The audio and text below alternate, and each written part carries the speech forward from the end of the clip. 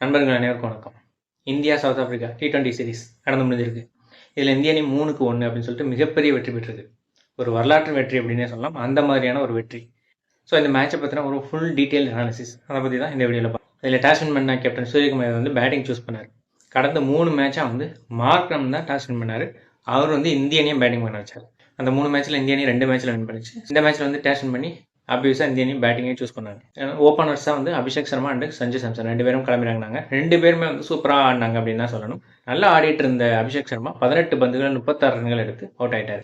இதில் வந்து 2 4 4 6 வந்து அடங்கும். அந்த மாதிரியான ஒரு அதிரடியான பர்ஃபார்மன்ஸை கொடுத்துட்டு அவர் வந்து அவுட் ஆகிட்டார். அதுக்கப்புறம் வந்துட்டு கடந்த மேட்சை போலவே வந்து திலக் வர்மா வந்து செகண்ட் விக்கெட் பார்ட்னர்ஷிப் வந்து கிளம்பினாங்க. 2 பேருமே சேர்ந்து ருத்ர தாண்டவம் ஆடிட்டாங்க அப்படின்னு தான் சொல்லணும். அந்த மாதிரியான ஒரு பர்ஃபார்மன்ஸ். சவுத் ஆப்பிரிக்காவோட பவுலிங் வந்து துவம்சம் பண்ணிட்டாங்க. அந்த வேர்டு தான் கரெக்டாக இருக்கும். அந்த மாதிரியான ஒரு அதிரடி. அதாவது சஞ்சு சாம்சன் வந்து நான் அடித்தா வந்து 100 அடிப்பேன், இல்லாட்டி டக் அவுட் ஆவேன். இந்த மாதிரி வந்து யார்கிட்டையும் எழுதி வச்சுட்டு வந்திருக்கிறாரா என்னன்னு தெரியல. அந்த மாதிரி வந்து அடித்தா 100 தான் அடிப்பேன் அப்படின்ற மாதிரி வந்து அடிச்சிட்டு இருக்காரு. கடந்த 2 மேட்ச்லேயும் வந்துட்டு டக் அவுட் ஆகிட்டதுனால முதல் சில பந்துகளை வந்து கொஞ்சம் கணிச்சார். கணிச்சதுக்கப்புறம் தன்னோட அதிரடியை காட்டினார். அடித்தா 6 தான், இல்லாட்டி 4. இந்த மாதிரி தான். 1s and 2sன்றது ரொம்ப கம்மி தான். சஞ்சு சாம்சன் வந்து 4 பக்கம் 6 ரன்கள் அடித்தவனா இருந்தார். அவர் அடித்த ஒரு 6 வந்து ரசியோட கன்னத்தில் பட்டுருச்சு, காயமாயிடுச்சு. ஸோ அந்த மாதிரியான ஒரு பர்ஃபார்மன்ஸ்னு சொல்லணும். ஸோ அதுக்கப்புறம் சஞ்சு சாம்சன் போயிட்டு அந்த ரசிகிட்ட மன்னிப்பு கேட்டதாகவும் செய்திகள் வந்தது. சஞ்சு சாம்சனோட அதிரடிக்கு தானும் சலைச்சம் இல்லை அப்படின்ற மாதிரி நிரூபித்தார் திலக் வர்மா. அவர் வந்து இவரை காட்டிலும் அதிரடி. 47 பந்துகளில் 120 ரன்கள், 9 பவுண்டரிகள், 10 சிக்ஸர்கள். அந்த மாதிரியான ஒரு அதிரடி. எங்கே பார்த்தாலும் 6. திலக் வர்மா 4 பக்கம் 6 ரன்களை சதற விட்டார் அப்படின்னு தான் சொல்லணும். அந்த மாதிரியான ஒரு அடி. தொடர்ந்து 2வது 100. சஞ்சு சாம்சன் வந்து தொடர்ந்து 2 100 அடிச்சார். பங்களாதேஷோட 100 அண்ட் சவுத் ஆப்பிரிக்காவோட 100. தொடர்ந்து 2 100 அடித்த ஒரே பேட்ஸ்மேன் அப்படின்ற மாதிரி அவர் இருந்தார்.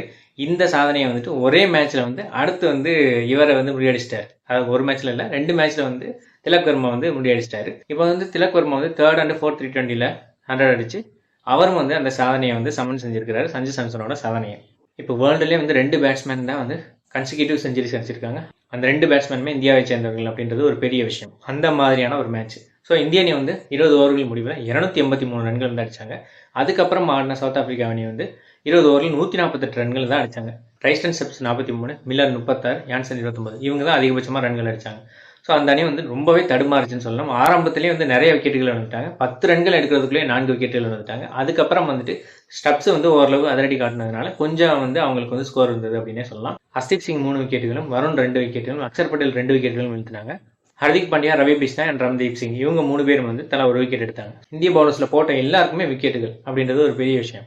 ஸோ இறுதியில் இந்திய அணி 135 ரன்கள் வித்தியாசத்தில் அபார வெற்றி பெற்றாங்க. ஸோ இந்த மேட்ச்சில் வந்து ஒரு சாதனை 2 சாதனை இல்லை, மொத்தமாக சாதனைகளின் குவியல் தான் சொல்லணும். ஸோ இந்த மேட்ச்சில் சிறப்பாக விளையாண்ட திலக் வர்மா வந்து ஆட்ட நாயகனாக தேர்ந்தெடுக்கப்பட்டார்.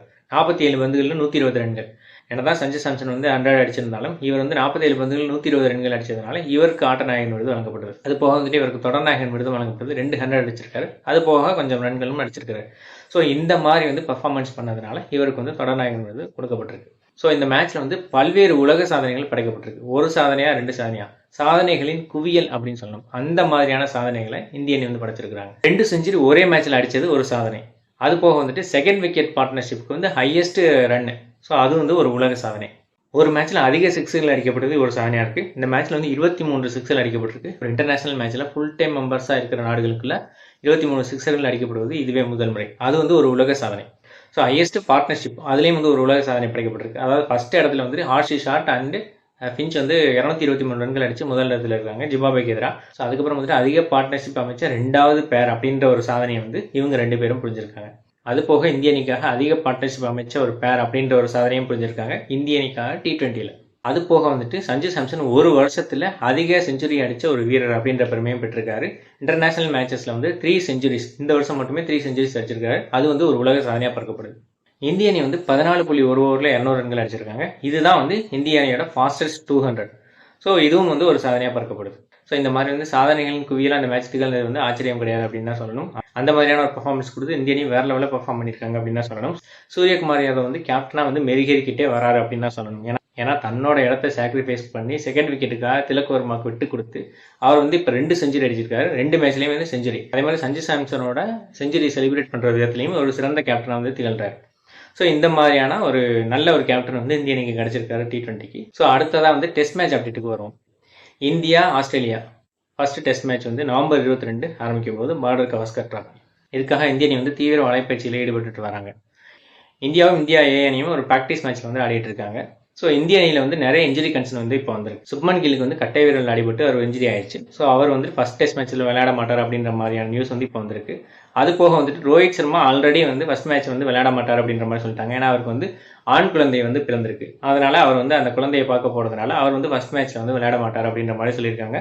ஸோ வைஸ் கேப்டனாக இருக்கிற ஜஸ்பிரீத் பும்ரா தான் வந்து கேப்டனாக வந்து பதவியேற்பார் ஃபர்ஸ்ட் டெஸ்ட் மேட்ச்க்கு. இது போக வந்துட்டு கேஎல் ராகுலுக்கும் பயிற்சி போட்டியின் போது வந்து ஒரு இன்ஜுரி ஆயிருக்கு. ஸோ அதுவும் வந்து ஒரு கன்சர்னாக இருக்குது. அது போக வந்துட்டு விராட் கோலிக்கும் வந்து ஒரு இன்ஜுரி இருக்குது அப்படின்ற மாதிரி வந்து ஒரு ஸ்பெகுலேஷன் வருது. அதாவது அவரோட ஸ்கேன் ரிப்போர்ட்லாம் போயிருக்கு, இருந்தாலும் பெரிய கன்சர்ன் வந்து எதுவும் இருக்காது அப்படின்ற மாதிரியும் சொல்கிறாங்க. இப்போ வந்துட்டு கேஎல் ராகுல் வந்து ஓரளவு வந்து மீண்டு வந்துட்டாரு அப்படின்ற மாதிரியும் சொல்றாங்க. இருந்தாலும் வந்துட்டு ஃபுல்லி ஃபிட்டா இருக்காரா இல்லையான்றது வந்து மேட்சுக்கு முன்னாடி தான் தெரிய வரும். அதனால வந்துட்டு ருத்ராஜ் கெய்க்வாட், சாய் சுதர்சன், தேவ்தத் படிக்கல் இவங்க 3 பேரும் வந்துட்டு இந்தியா ஏல விளையாண்டாங்க. அவங்கள வந்து அங்கேயே ஸ்டே பண்ண சொல்லியிருக்காங்க அப்படின்ற மாதிரியான நியூஸ் வந்து ஃபர்ஸ்ட் வந்துச்சு. இப்போ வந்துட்டு தேவ்தத் படிக்கலை மட்டும் இருக்க சொல்றாங்க அப்படின்ற மாதிரியான நியூஸும் வருது. இருந்தாலும் கன்ஃபார்மான நியூஸ் வந்து இன்னும் வந்து அப்டேட் பண்ணல. ஸோ கில்லுக்கு மட்டும் இன்ஜுரி அப்படின்றது மட்டும் அப்டேட் பண்ணியிருக்காங்க ஃபர்ஸ்ட் டெஸ்ட்ல. அவர் வந்து இந்த சீரீஸ்லேருந்து ரூல் அவுட் அப்படின்ற மாதிரியும் சில நியூஸ் வருது. இல்லை ஃபர்ஸ்ட் டெஸ்ட் மேட்ச் மட்டும்தான் அப்படின்ற மாதிரியும் சில நியூஸ் வருது. எது கன்ஃபார்ம்ன்றது வந்து மேட்சுக்கு முன்னாடி தான் தெரிய வரும். ஸோ பார்க்கலாம் அடுத்தடுத்த வீடியோஸில் வந்துட்டு கிரிக்கெட் அண்ட் ஐபிஎல் அப்டேட்ஸை. ஸோ என்னோட இந்த வீடியோ பிடிச்சிருந்துச்சுன்னா இதை வந்து லைக் பண்ணுங்கள், இதை எல்லாருக்கும் ஷேர் பண்ணுங்கள், கிளிக் டிவி சேனலுக்கு சப்ஸ்கிரைப் பண்ணுங்கள். நன்றி, வணக்கம்.